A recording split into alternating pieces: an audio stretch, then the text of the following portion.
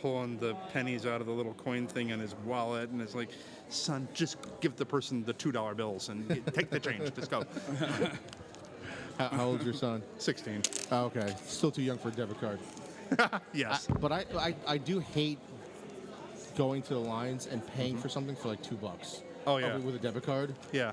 But it kind of works out when I have to go to an ATM and I get charged $3 for it. Yeah. I'm like, you know what, forget it. The worst one is when you go to the dollar store and you buy one item and you realize I have no cash and you've got to use the debit card.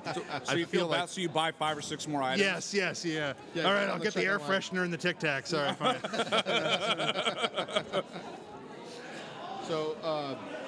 So we're sitting here with C. Andrew Nelson.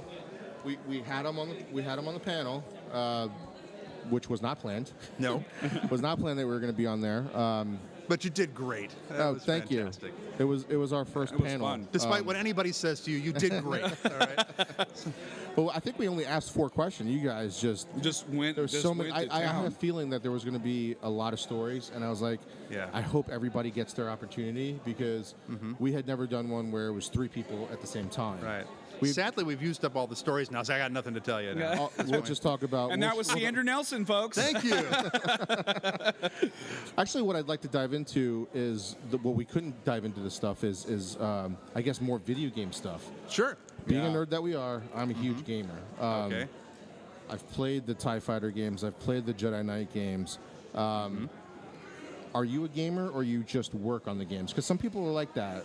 I'm a Sometimes gamer for certain types of Okay. games. Like, one of the reasons I really enjoyed working at LucasArts and why I wanted to work there in the first place, not just because I was a big Star Wars fan and everything like that, was I love the adventure games.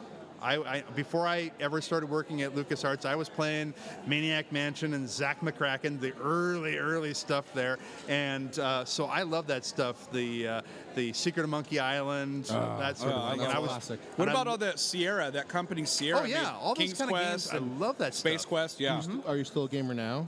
I don't have time to be a gamer now. I would love to be, but I don't have the time. I haven't even played half the games I've worked on. This is the sad truth. And I've worked on things. I worked on an online virtual world that I actually was able to be involved in at the time.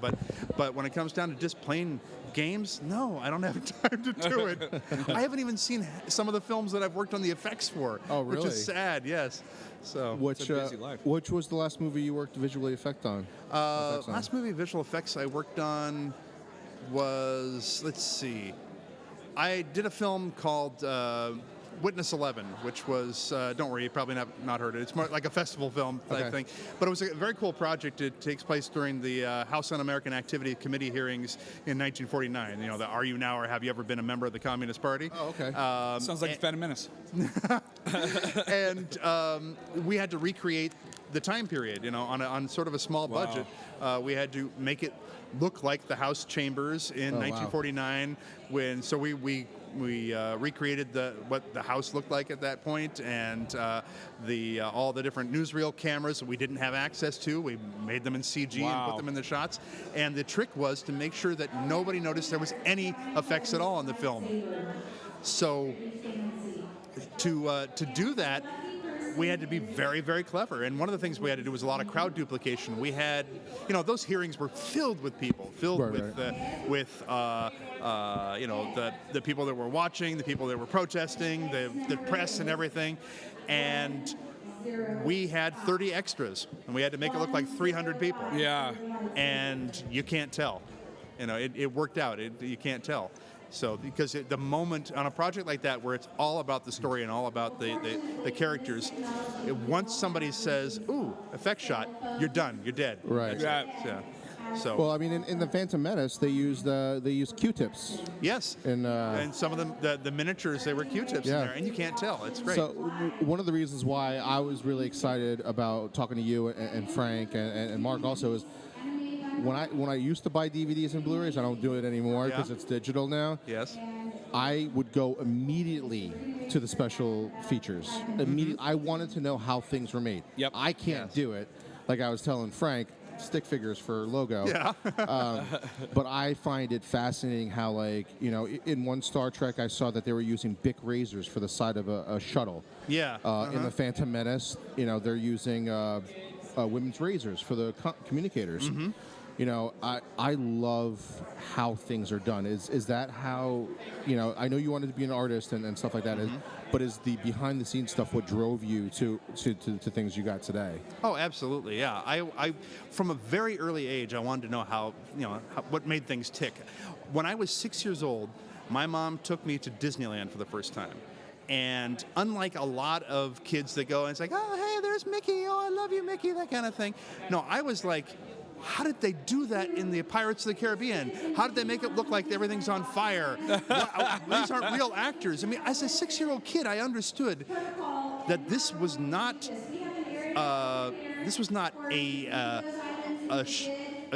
these people need to shut up. Can't you tell we're doing a podcast here? Just win already. Yes. Give them the prize. They don't even need to yell it out. Just clear the table of the raffle gifts and get out of our hair. Give it to everybody. Everybody wins. Everybody's a winner. And it's for charity. It's for charity. It's for charity, Yeah, so and everybody it's should great charity win. too. But So you wanted to know how the sausage was made, essentially. right, You wanted exactly. As a child, I understood that this was not real. This place called Disneyland was a show, and I wanted to know, how did they put on the show? How did they make this happen? And so I started at a very early age just kind of studying that. And that's how I got into doing magic, and that's how I, and illusion, and that's how I got into drawing and doing cartooning and animating. And then later on, I wanted to be a stop motion animator. I wanted to be the next Ray Harryhausen, doing stuff like Seventh Voyage of Sinbad and Jason and the Argonauts and that kind of thing. And then I saw this little movie called Star Wars, which changed my life. Yeah. And I thought, oh, I want to do that for a living, But so that was the whole catalyst thing for everything. Did you know you could draw at an early age or be an artist? No, I didn't know I could draw, which is I think a good thing. I think it was a good thing that I didn't know that I knew how to draw, Right. because then you get kind of pretentious about it, or then you try to. I just drew for fun. I drew it because I enjoyed it, Yeah. and I would copy things. And usually, what I would do at an early age was I would copy Disneyland. I would find images of Disneyland and I would draw this. I would draw that right. I'd draw that right. I'd draw the Haunted Mansion. I'd draw the characters in the Haunted Mansion. Yeah. And that's how I taught myself to draw. It seems like everything, except for acting, which is I actually have a degree in, everything else in the arts, I learned because I had to teach myself. I taught myself visual effects. I taught myself animation because there really wasn't any school available to me to learn that. So what were some of your early works in visual effects? I started off in games, so I started off in LucasArts, and so I did a lot of stuff in the cutscenes of games. I used to joke that my entire career at LucasArts could be bypassed by an escape key. So, next level, here we go. But Did you see that cutscene? Like, no. I mean, it's not entirely true because I did a lot of in-game stuff as well later on. But my early stuff, I was doing things like Dark Forces. I love that game. That was the first, I think, first-person shooter where you could jump. Yeah.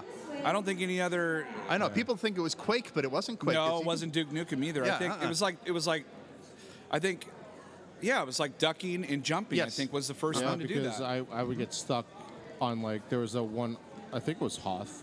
I would get stuck all the freaking time jumping, and because it was the first time that anybody. You still had have played. angst about it, don't you? Yeah, I do. Yeah. I remember it all after all these years. I'm playing like PS4 and Xbox One. I still remember Dark Forces getting stuck. Wake up screaming in the middle of the night. Was that you? Did you do that to me? No, I didn't do that. I didn't do that to you.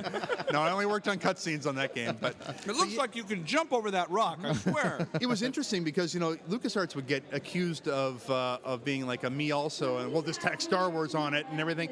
But I think they very wisely sat back for a bit with the first-person shooters and thought, okay, we're going to make it Star Wars, but what else can we do to improve it? And that's one of the things, the being able to leap and jump and that sort of thing as well. So That didn't happen later on though. I don't know, when did you, before I inadvertently accidentally insult you, when did you leave? I want to do it purposely when I do it. Yeah. So. When did you leave LucasArts before? What was that Jesus Christ. What was that? I'm gonna have to force choke someone. I now. literally want to yell, "Shut the hell up!" The Empire's watching. There was a. Did you know about StarCraft? Yeah. I Okay, knew about so I forget the genre that's in. yeah. But Star Wars came out with a StarCraft-like game. Right. Force Commander, I think it was Yes, called. Force Commander. Did you work on that game? I worked on 2.5 versions of it. Okay. There were 3 versions of it. That And so I didn't work on the final version. In fact, I don't think anything I did actually made into the final That's game. good. But it actually, because we scrapped it and started over and scrapped it and started over and scrapped it and started over. because I loved StarCraft, and I was like, oh my God, Star Wars is ripe for that. Yeah. Like, there's actual battles I could fight. Right. Because a lot of the other games is always like, you just play the single character. Mm-hmm. And I was like, wait, I get to control an entire army now? Right. But I remember playing it. I bought it. I made my dad go buy it. Mm-hmm. Loaded it up on the PC. I actually think I made him buy a new computer so it could play it. And it was so slow.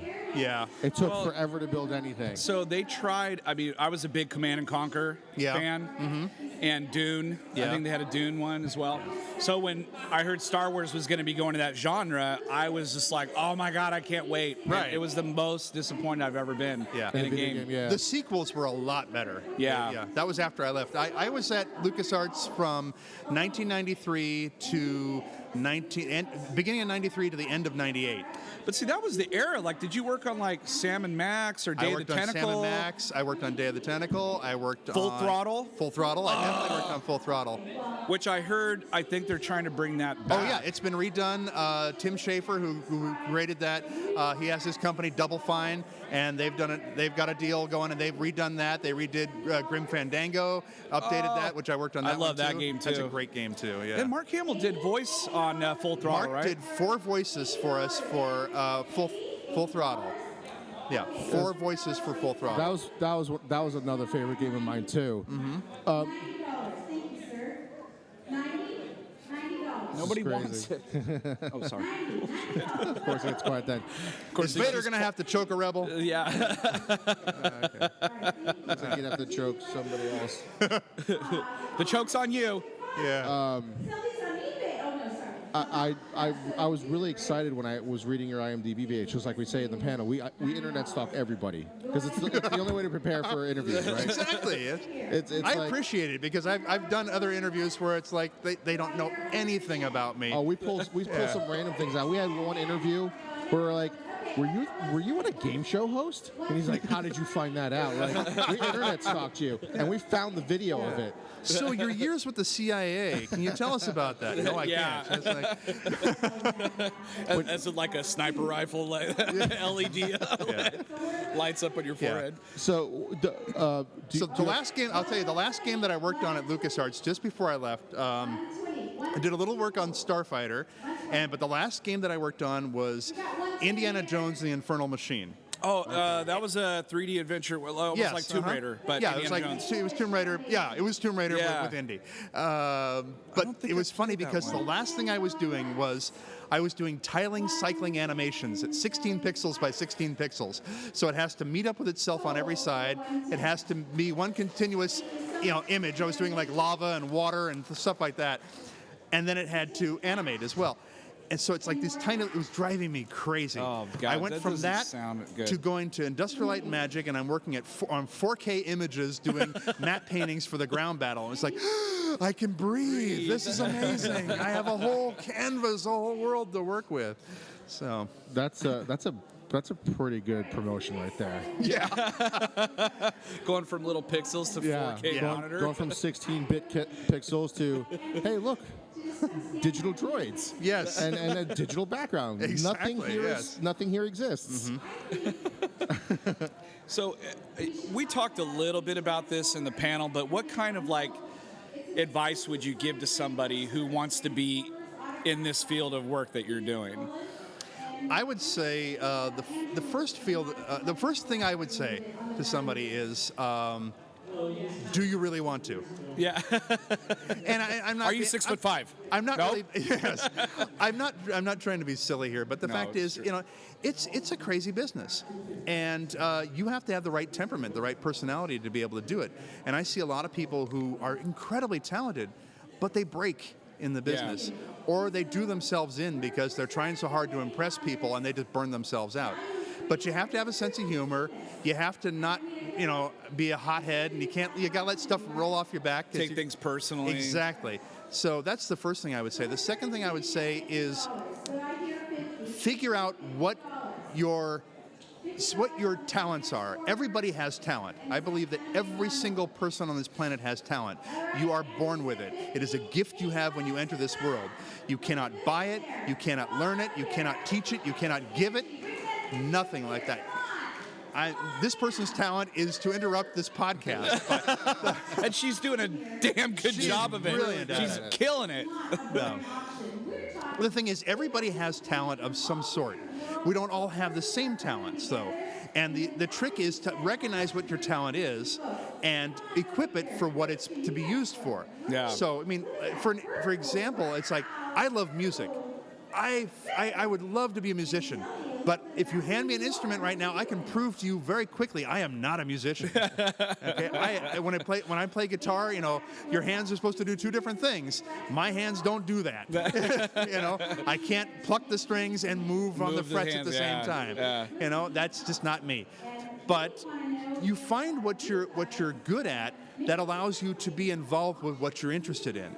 So, never mistake passion for talent. There are a lot of Right. people who are very passionate about something. Right. You watch a show like American Idol or America's Got Talent or The They're like, Voice I or can something. sing. Yeah. You're And like, these "No, you people, can't." everybody on there is very passionate. Not everybody on there is talented in that area. But what do you have? What talents do you have that allow you to be involved in that area? Like, I love music, but I'm not a musician. Well, what can I do that allows me to be involved with music? Well, I can edit music videos. I'm very good at that.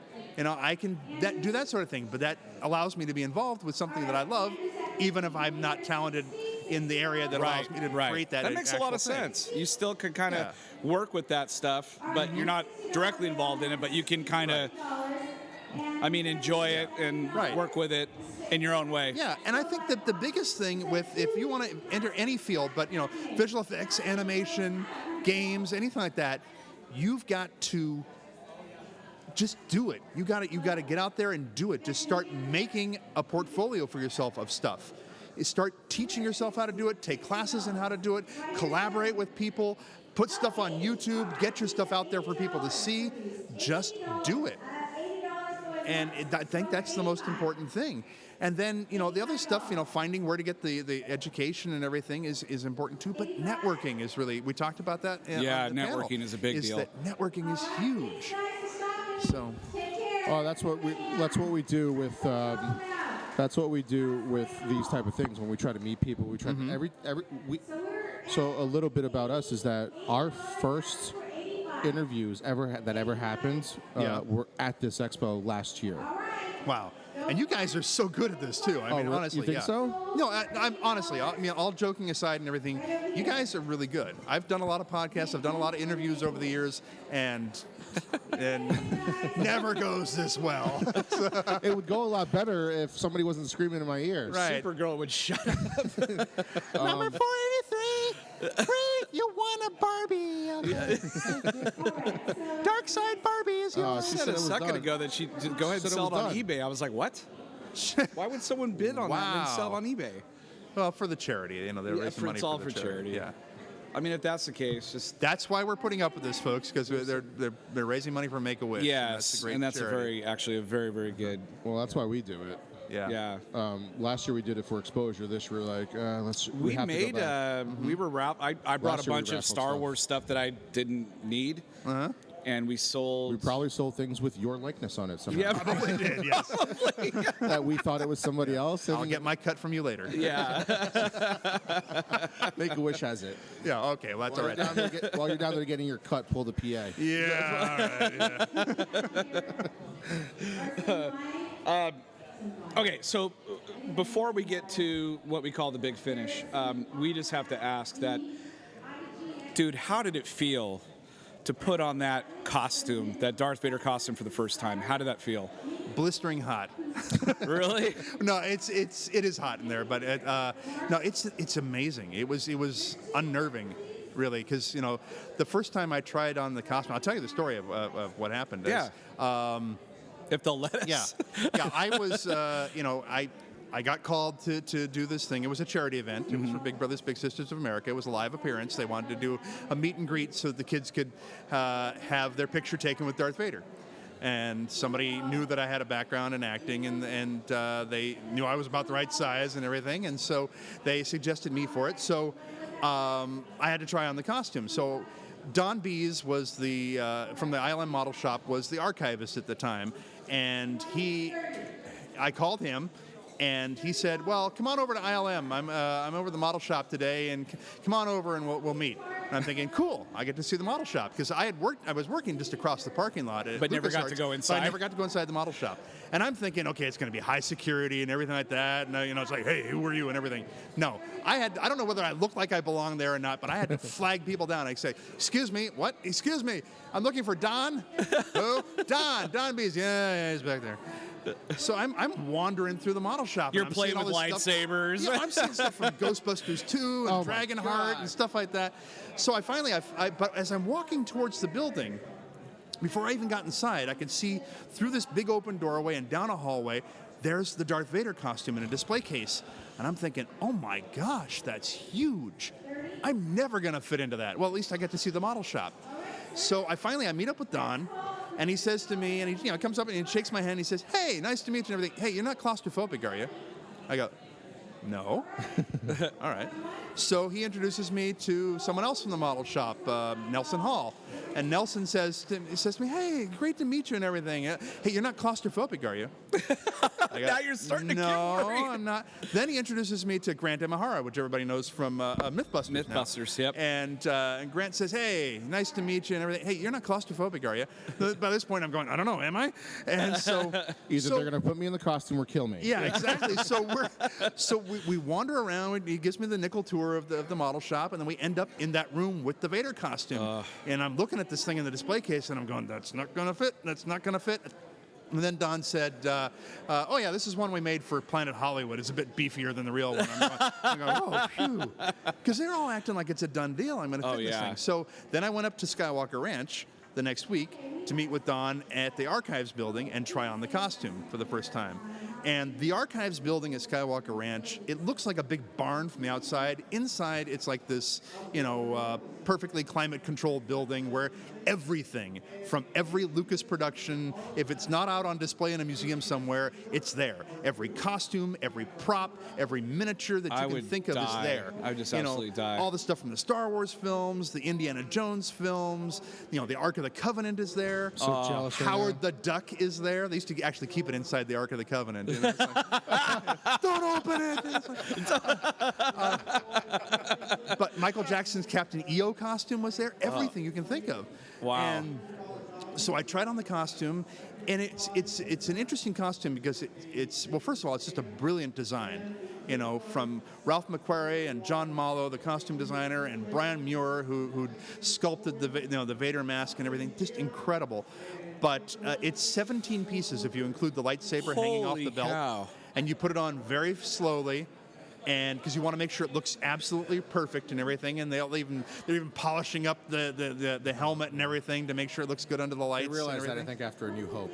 Yes. It's Yeah. a big night. Yeah, it was and it was a different costume each time. There were changes to it in each film. Yeah. Much more subtle between Empire and Jedi, but that was the case there. But so it's 17 pieces. You put it on very slowly. It takes about 40 minutes to get into the costume, and it's actually about maybe 5 minutes to get out because you don't care at that point. It's hot. I'll turn this thing inside out. Just get me out of this thing. I have physical scars from actually playing Darth Vader. I'm not going to show them to you here in person. This is a public place. A little but- chafing? Yeah, exactly. It might get it's them to chafing. stop yelling downstairs. I don't know. Yeah. They might yell something horrible at that point. But but it is an amazing feeling. But you'll put it on, and you catch a glimpse of yourself in the mirror once you get the whole thing on, and you don't think to yourself, hey, there I am in the Vader costume. You think, there's Darth There's Vader. Vader. And then you walk differently and you move differently. Everything is different at that point.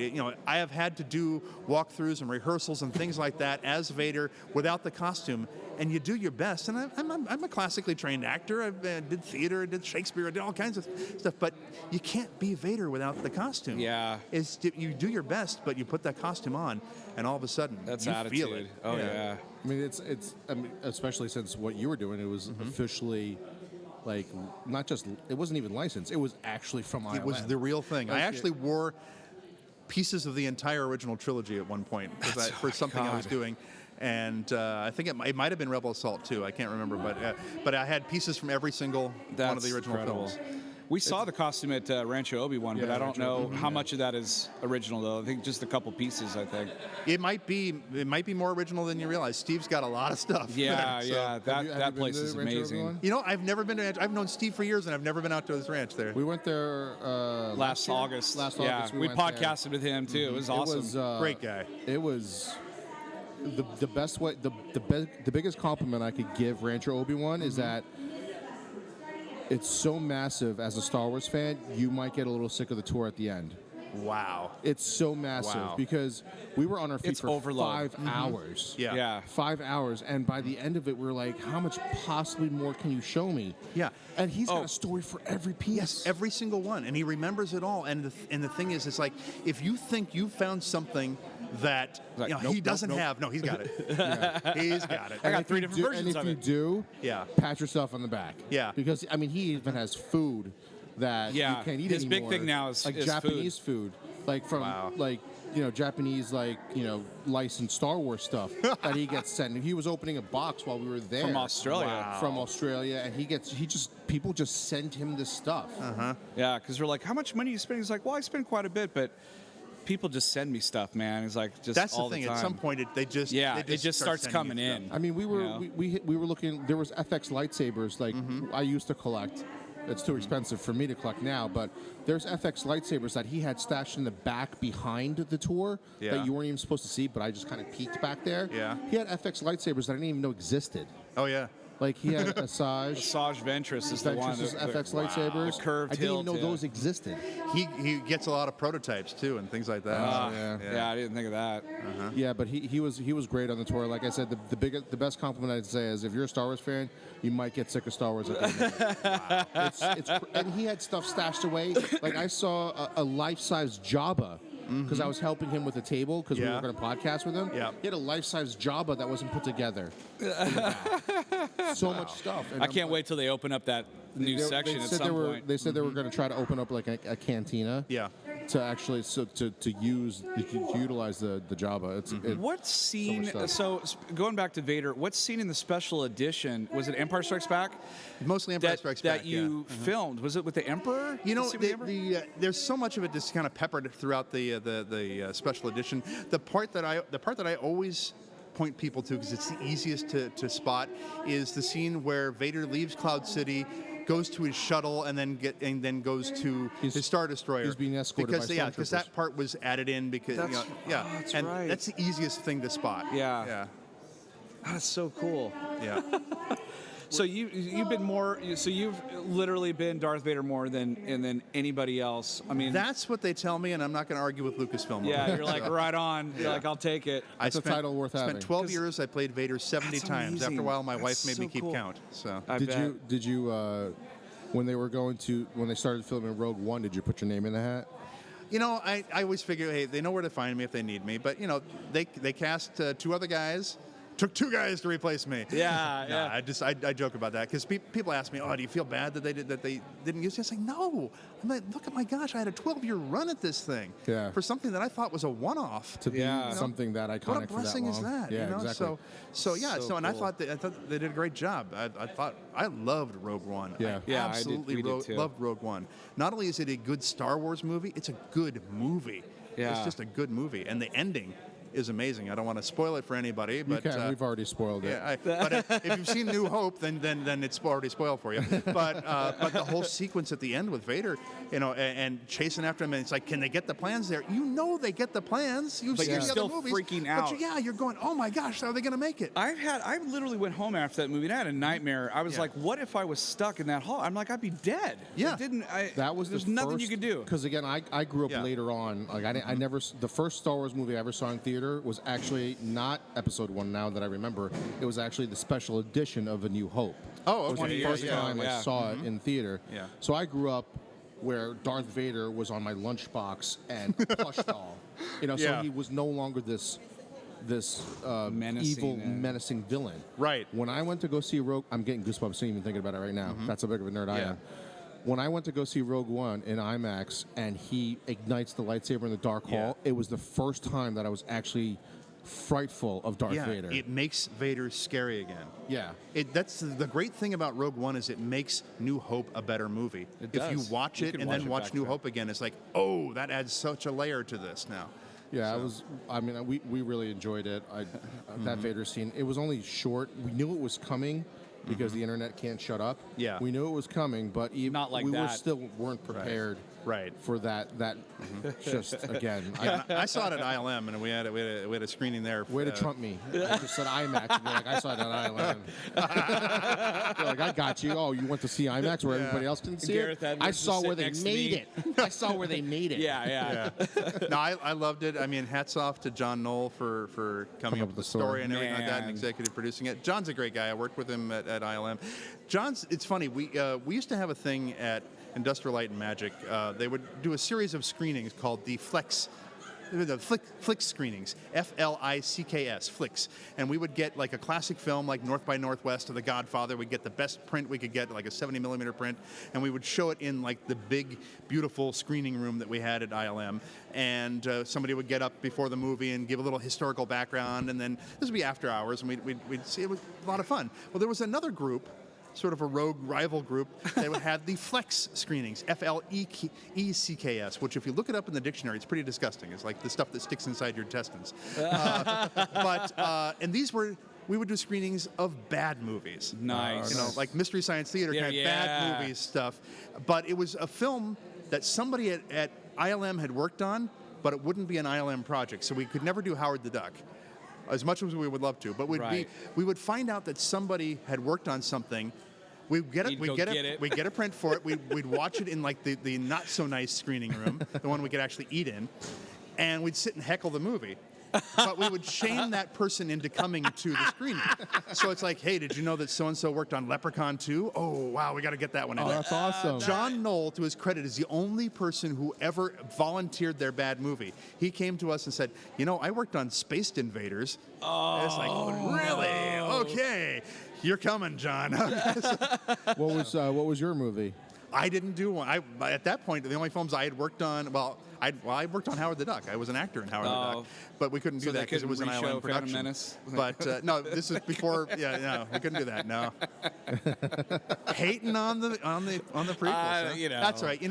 I wasn't crazy about Phantom Menace. I liked Attack of the Clones much more, and I really didn't care that much for Revenge of the Sith. I know a lot of people like that. I'm all over the place with those. My actual favorite shot scene is in Revenge of the Sith. And it's not what everybody thinks it is. My favorite shot is actually where it's the ending credits. No. It's where Anakin and Padme are looking at each other through they don't see each other, but they're looking out into the city during the sunset. Yeah. And there's only like a John Williams is only playing like a violin, a low violin, and nobody is talking. And it's just them two, and that's my favorite scene in the entire trilogy. Yeah, that's great. It's not been anything like that ever in any of the Star Wars movies. No, and I remember sitting. But it it's says a very everything. Cool moment, it says so much. I remember sitting in the theater. I'm like, oh, I've never seen this before. Because by that time, you had already seen like a ton of lightsaber fights. You had seen all this stuff, but I'd never seen something like that where nobody was talking, nothing was blowing up, nobody was running, and it's just two people in their thoughts. Yeah. And that, it was like a lot of it was almost equal to the Mark Hamill scene in A New Hope. Yes. When he's staring up at the two suns. It reminded me of that. That's the thing about George. It's like I said earlier today, is that you can say what you want about story or dialogue or things like that, but the visuals, George knows his visuals so well, and he comes up with that stuff. And we had a problem on Phantom Menace on a shot where it was a panning shot where the camera is panning across the swamp, and Jar Jar was supposed to be walking up out of the swamp. I'm sorry, I evoked the name Jar Jar. The Jar Jar is supposed to be coming up out of the swamp, walking through some bushes, and then over to where Qui-Gon Jinn and Obi-Wan are standing. And there was a slight hesitation in the background plate, the live-action footage. So as it was panning across, it hesitated for a moment and then kept on going. And the animators were having a terrible time trying to get Jar Jar to show up on his spot, because he looked like he was sliding in the background because the camera stuff hesitated for a moment. And they were just working on it and working on it and working on it. And then George took one look at it and he goes, I remember sitting in dailies, and he goes, why don't you just have him slip in the mud? And he noticed that right where Jar Jar would be coming up the bank of the swamp, that was where the hesitation was. So the animators put like a little half step in there, a little whoops, solved the problem. Wow. And that's the kind of stuff you can't get in a film school. That's crazy. Yeah. Okay, I have a lot more respect for that part then, because Yeah. because again he's meant as the comedic Right. thing that I never found funny. Right. A lot of people didn't find funny, but those are the things that I always loved about Lucas and Spielberg growing up. Mm-hmm. That it would be the same thing, like if I made a movie, I would put my friends in it somehow or something. Okay. I would. Yeah. I mean, they created the Easter egg type things. I mean. And that little tip, that's why I buy, when I was buying Blu-rays, I Right. would go right to the special edition or the special features and like, how is that made? And those little stories I love, I love more than anything. All right, well, I'll give you an Easter egg then for Okay. Attack of the Clones that Okay. you won't find on any supplemental thing. Oh, nice. So So, is this an exclusive? This is a Yeah, Chew maybe, approved exclusive. yes. Okay, All right. awesome. All right. So I was working on a shot when they shot the stuff with Jar Jar in the films. There, you had the actor. Ahmad was in a Jar Jar costume with like a Jar Jar head up on top of his head and like a visor over his eyes that was mirrored so that people wouldn't look into his eyes. They would look up above that to the Jar Jar head so that you would have the eye lines going to the proper height. Right. But of course, you had to remove him from the shots. And I was working on one where I had to remove him from a shot because they were going to actually put in a full CG Jar Jar in there. And it's a scene where Obi-Wan is getting out of an elevator with Anakin on Coruscant, and Jar Jar comes tootling along up to the... I said, oh, Obi-Wan, so good to see you! And like that. And he comes running over to him, grabs him, and shakes Obi-Wan's hand vigorously. Well, when you paint something out, you have to paint in what would be there, behind there in the first place. So I had to paint in the folds of Obi-Wan's robe bouncing up and down, which is pretty crazy. But then I also had to, for a couple of frames, I needed a hand, and I had no hand there. So I'm trying to figure out what I'm going to do here, and I was ready to actually get out a camera and just shoot a photo of my own hand in the right angle and everything. So I'm on my lunch break, and I'm just sitting at my desk, and I'm surfing the internet, and I'm looking at some news and everything, and there was a photo of Vice President Al Gore on board Air Force Two doing this weird pose where he's got like his hands out at this odd angle and he's got this kind of like, I don't know, kind of attitude. And I looked at the photo of the hand and I go, that's the exact angle and the exact lighting I need. So I downloaded the photo. I took his hand out of the shot, isolated the hand, stuck it in there over Obi-Wan, so that Al Gore's hand made it onto Obi-Wan. Now you can barely see it because they composited Jar Jar over that. Right. But so Al Gore's hand is in there for a few frames. Now here's the spooky part. Al Gore, Ewan McGregor, same birthday. I can't believe Al Gore's hand is in Star Wars. Yes. He might have got elected. Well, if you would look that up on the internet, which Al Gore invented, you'd know that. Oh, yeah, Oh yeah. my God, that's freaking awesome. That blows my mind. It's like I have to go watch that so scene again. Awesome. I'm picturing this now. Like I know the scene. I know the obviously. scene too. And I'm Well, like, you do what you got to do to get what you need sometimes. but that's the shit I love. I'm nerding out right now. I'm so fucking nerding out right now. That's so awesome. I can tell you're stunned because you're cursing now. So it's Yeah, like- I'm running out of adjectives to how like cool that was. God, that's so good. Mind blown. Yeah. Well, there were a lot of things like in the games too. Like in Dark Forces, we needed some flames shooting up out of something in the distance on some level, and we didn't have any flames. And it's probably long since passed. I won't get anybody in trouble, but somebody, not me, but somebody may have actually lifted some jets of flames out of Blade Runner and put it into the game. Oh, and the overs. Yes. Oh my God. Yes. That's so awesome. Nothing. Well, it's like everything in show business. Nothing is what you would think it is. No. I mean, it's so in the Jedi Knight game. It's one of my favorites. Yeah, it's a great game, and it was actually a real challenge because we had a half hour of full motion video in there with all the the stories and the cutscenes and everything. We had 350 effect shots. It was like doing a feature film. That's crazy. And it was basically split between myself and one other guy to composite it all together. Mike Levine was the other artist that was doing that, but for all the pickup shots. We needed, like, sometimes we need a close-up of Kyle Katarn's hands or Jarek's feet or something like that. They're all me. So every time you see Kyle's hands, like grabbing the controls in the cockpit or something like that, that's my hands, my feet.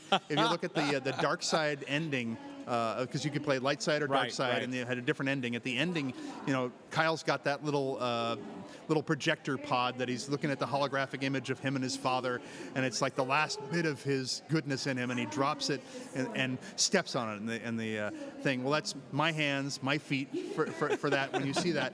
And we had 3 of these little models. Don Bees from the ILM model shop built those, and so we had 3 shots to get it right. We got it on the 3rd try. I got it on the 3rd try, stepping on that thing and crushing it. But yeah, so That's so fun. I love that stuff. I seriously like it. I remember it's nothing like Al Gore's hand, but I just remember like buying the Blu-ray for The Dark Knight. Yeah. And because I remember watching it in the theater, and I was like, that Batpod's got to be like on a on like a railway or something, Right. And then I'm watching and like, oh, they just stuck the engine in the wheel. They found some guy in Europe who was working on this thing where they were building motorcycles with the engines in the wheel, and they just say, oh, that's cool, we'll use that. yeah.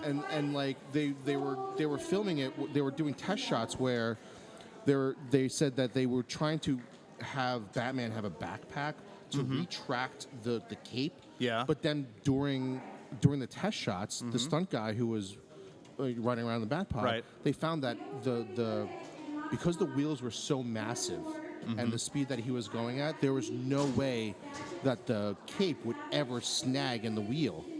Right. So And they it looks found that out sick when you see naturally. the cape, Sure, flying sure, behind yeah, him. yeah. You And know? so there was no danger to the actor, so they scrapped the entire idea of having Batman, riding around a motorcycle with a backpack or something like that because they naturally found out. And I thought something as simple as that. Yeah. And again, not on the same level as Al Gore, but if I was geeking out about a cape not snagging in a motorcycle, you can understand why I was cursing when you told me Al Gore's hand is in. You've had Attack that of the secret Clones. in a lockbox for a while. Yes. Cheesy. But that's the cheesy. magic of movies and games and everything is all that kind of stuff. So good. I love that stuff. Love that stuff. So what we'd like to do, well, first of all, before we get to the big finish, anything that you'd like to plug? Anything? Yeah, actually, a couple of things. Well, first of all, if anybody wants to find me on social media, you can find me at candrewnelson.com. That's my website. I'm also on Facebook. I'm on Twitter. I'm C_Andrew_Nelson on Twitter because some other guy in Australia got C. Andrew Nelson without the underscore, and he won't relinquish it. And he doesn't use it. And oh well. He never tweets. Yes. He's got one He never tweet. treats. He never writes. He never calls. But so you can find me there. I also have a YouTube channel, which has nothing to do with all this we've been talking about. It's about tropical fish because that's the hobby that keeps me sane. It's a Tropical fish? crazy business because at any given moment when you're working in visual effects or animation or acting or anything like that, at any given moment it feels like that a multi-million-dollar production is riding on your shoulders for you to get your part of it done and get it right. That's how it feels. The reality of it is, it is to one extent or another. A multi-million-dollar production is riding on you. That's a lot of pressure. That plus just every day-to-day pressure that you have in your own life, it all kind of comes together. You need something to just kind of unwind. And for me, it's fish. I stare at a fish tank, and I'm okay. I don't kill anybody that day. Do you watch the guys on Animal Tanked? Planet? Yeah. Oh, Tanked. yeah, Tanked. I love that show. Yeah. That's a cool show, man. Yeah, but I have a YouTube channel called Aquatasy, Aquatasy, Aquatasy. Interesting. I never And really saw I didn't actually plan to have a YouTube channel. It was I was on a forum just trying to get some information about a species. And everybody on the forum was going, "Hey, everyone, post a video of your tank." And I thought, all right, I'll join in. But me being me, I can't just, get out the cell phone, shoot something, and upload it. No, I got to add titles to it. He's got like edit it. special effects and Yeah, shit. exactly. And, It's like Vader. Al Gore's hand is putting the fish Al Gore's inside. hands right in the tank there. Vader's fighting. So I do all that, and then I thought, well, I got to find somewhere to host this, and YouTube was quick and easy, so I did that. It's awesome. And I figured, well, if I do that, I have to create a channel name. Well, if I'm creating a channel name, I better put together a website for that, and it kind of snowballed. Yeah. And everybody said, oh, that's a great video. You should do another one, and another one. So now I've got like 2,000 something subscribers. I've got a sponsor for the channel. The channel actually makes a little money, and I'm helping people. I've got videos that are got 50,000 views or something on it. That's awesome. So I combine visual effects and animation with the hobby of fish keeping, and there you go. It's a fresh look at the hobby of fish keeping from a cinematic perspective. Do you have a massive tank? I don't. That's the funny thing. It's like I've never in my life. I've been in the hobby for years. I've never owned a tank larger than 20 gallons. But the way he filmed it looks like 300 gallons. Exactly. Yeah. So I can make that thing huge. He's only got one goldfish, but because he's a visual Oh yeah, artist, there are 300 of them in Huge there. pufferfish. he's got It's like a he's huge got a shark. shark in there. And Al Gore's hand. So it's It bit his hand It's off. like it's like Dr. No's aquarium. It's got sharks with laser beams on its head. yes. But no, I've got several tanks around the house. But it's fun and it's fun to do. That's and so cool. So if people want to check that out, they can. You can also find Aquatasy on Instagram. So Right on. And currently, I'm editing a video. There's a company called Theme Parkology, run by a buddy of mine, Jerry Cornell, who do wonderful documentaries on theme park rides, and in particular Disney.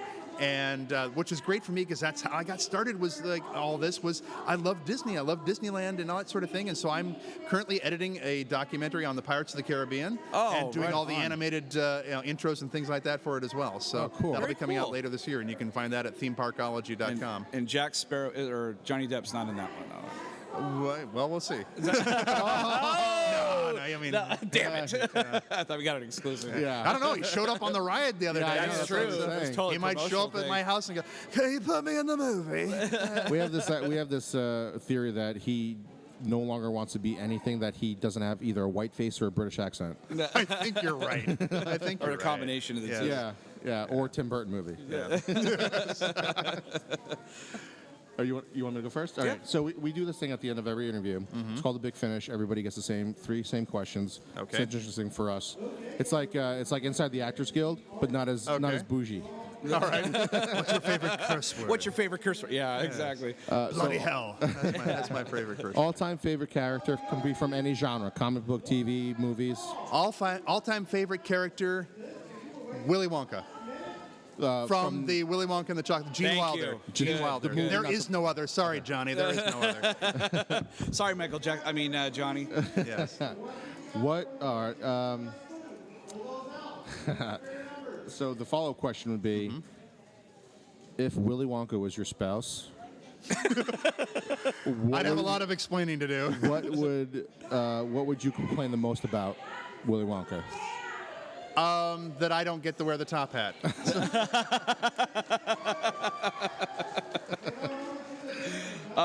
Okay. And I'm not cleaning up those snozberry stains. Who ever heard of a snozberry anyway? And this wallpaper is starting to go bad. Yes. Honey, we need fresh wallpaper. The dog keeps licking it. It's ridiculous. No, actually, Gene Wilder was the inspiration for me wanting to become an actor. Seeing that movie as a kid That's made me want to awesome. become that, and Dick Van Dyke in Chitty Chitty Bang Bang. Oh yeah, that's a great. And flick. he's still an inspiration to me. I mean, people don't know this about Dick Van Dyke. I'm going to throw this in here because I have such respect for the guy.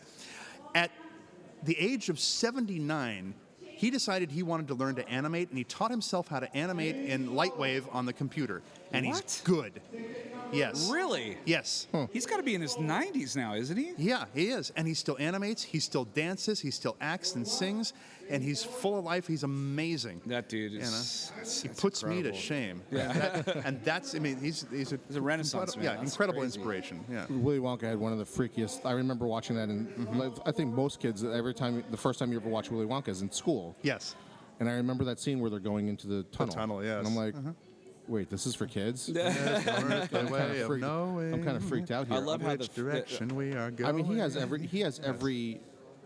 has every level of acting in that movie. Absolutely. Yeah. If you look back at it, there's comedy, Yep. there's drama, there's thriller, Yep. there's horror. There's tragedy. There's Yeah. everything is in there. Yeah, especially at the end when he kind of tries to Yeah. trick him, Yes. trick Charlie. Well, the first scene that you see him, he comes and he does that somersault. He falls, Yes. trips and falls. And that was his idea. That was his idea, Yeah. which I love that because that was him in a nutshell. Yeah. So, what are you? Oh my gosh, I'm so glad that that's over with. Yeah, just right at towards the the tail end end. And now we're going to do another raffle. Okay, so what are you watching right now as far as TV shows? Whether you have it on DVR, like what's your go-to show right now? Where you're like, I have to watch this right now. Okay, well, first of all, I've been a Doctor Who fan for ages, so I'm always watching Doctor Who, but I am hooked on the CW superhero shows. So it's all about The Flash, Arrow, Supergirl, and Legends of Tomorrow. That's funny. And now Black Lightning. So Yeah, I saw the trailer for Black Lightning. That's not going to be in the Arrow universe, though, or the Arrowverse is what they call it. it will right? eventually. Yeah, Yeah, you somehow think they so? will. Oh, it has to be. has All to. roads lead to the Arrowverse. I hope so. Yeah. Yeah. When on our social on our page on our Facebook page, I posted the trailer for the Black Lightning, and I said, this looks interesting, but if somebody time travels or get a bloodlust, I'm out. I'm out. You know, Barry Allen, he's going to go back in time, and something's going to happen. I'm out. and, If somebody comes Dies back and from the becomes dead back. and becomes like wants to kill a lot of people, or somebody suddenly travels John back in Diggle time. will have twins now. Yeah. You know, Barry, what do you mean? Wait, I had a daughter, and now I had a son, now I got twins? What? Sorry, John. So if if Barry was on the show Friends, who would they be dating? Which of the three women? You're asking the wrong guy. I idea watched is that not a half lot of an people episode like to of watch- Friends and never watched again. I thought, okay, everybody watched you know Friends. why? It's because I was just older. I was just a little too old and a little too married to enjoy the show. Yeah, I and can see the I couldn't get generational, it. I just couldn't get it. It's like people Okay. love Big Bang Theory, and it's like, I don't get it. It's not a funny show to me. I You're should like, be "I the lived target that audience. show." I should be That's the not target funny. audience, and I'm not. Okay, so what about? Well, then you should know. You should know vehicles. So, Okay. would Barry drive Kit? Would Barry fly Airwolf?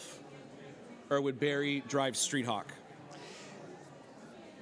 Good question. It would not be Airwolf, Okay. because Barry's a ground guy. He runs. Okay? So he wouldn't be the motorcycle because that's Oliver He Queen. knew what Street Hawk Oh, was. okay. He knew Yes, it. He knew that it. would be Oliver Queen Actually, and you're- his group. you're right. Yeah. So it's got to be Kit, and of course Cisco would trick it out for him I and was give just it a gonna better say that. voice. I was just gonna say he already has the tech guy to build out Kit. Well, it'd be Cisco's voice and be like, Yeah. shut up, Cisco. Yep. And then the final question in the big finish is your top 3 all-time favorite movies. Top 3 favorite movies. Galaxy Quest. Nice. Not because I worked on it, but I just love that movie. Empire Strikes Back. Not because I was in it later on, but because I always loved that movie. I'm sensing a trend here. And not Howard the Duck. because not Howard the Duck. And nothing with Al Gore's hand in it. Now, and the last one would be the Ten Commandments. with Charlton Wow. Heston. I Okay. just love that movie. It's one of That's a great movie. It's a yeah. timeless movie. I hope they never ever remake that like they did like Spartacus and some of the other ones. Just or Ben the Hur. I scenes, mean, just even Nefertiti when she looks at Moses and she burns with passion. You can see the fire in her eyes, and she just goes, Moses. I just love that movie, and it's a It's classic. an incredible film. That the fact that you could not make that film today the way that it was made back then, you just couldn't do it. it would probably be worth like $1 billion. It Exactly. would be a lot, very expensive. Yeah. I think movie. Cleopatra was more expensive, right? Both of those. Because of Yeah. the production, the Absolutely. delays in the production for Yeah. Cleopatra, plus the scale that they were doing it on too. Exactly. There's nothing else. Because there was like no, there. you can't CG the actor. That's an actual guy standing out there, like Right. sweating his I ass think off that in the sun. The next Right. 2 Avenger movies, they said was going to equal $1 billion. Yeah. Yeah, but That's again, crazy. that's CG work where these Yeah, guys. But then but I'm talking again- about doing it the exact same manner that they did back Oh, it would then. be You like couldn't $4 do it. billion. Yeah, to be able to do it. There's no way. And you couldn't, And the all the production regulations value. and everything, you couldn't Yeah, do it. yeah. You know, Yeah. but- It'd be all CG Yeah. like Gods of Egypt. So the But union. those are 3 films that if I'm flipping through the channels and it happens to be on, I am stuck from that point on. I don't care if I've got it on DVD or Blu-ray or something like that. I do the same I way. will sit and I will watch or if it's like rest the of it. last 10 minutes, Oh, then yeah. you'll put the DVD in and watch it from the beginning. You because you're know like, it. I want You know yeah, it. Yeah. Yeah. So the other thing we do, thank you again for taking our time. We actually went over, so apologies for that. This is the part where we do the human sacrifice. So, yeah. Should have done the lady that was Do you doing feel the claustrophobic? Do you get claustrophobic? I don't know. Maybe I do. So we like to give gifts to all our interviewers, thank and you. it's a personalized gift. Is it Kit? Is it Airwolf? Or is it? Oh, no. If it was, I would've we been wouldn't be driving. sitting here. This laptop would be That's not tricked my. out. It's not. Oh, the DeLorean's gone. Never And mind. we would have been podcasting with somebody in the background. So here's our official logo that we Oh, cool. got for you. It's, if you haven't noticed, we do stick figures. I love it. So it's you It's me With with, the the Vader Vader helmet. and And encapsulating the. I'm LucasArts the LucasArts man. Yeah. The Gold Man is what we used to call Gold him. Man. That is going up on my wall in my home office. That is so logo. That's awesome. cool. I love it. Thank you. So it's one of a kind. I'm going to Can't hold get it up to anywhere the else. microphone so everybody can see See it. it? I'm We'll sorry. take- we'll is it take in a focus picture. now? We'll Okay. take a picture real quick. We'll get pictures. Andrew, thanks again for stopping by. thank you, Thanks guys. What a for all your pleasure. It time. was fun.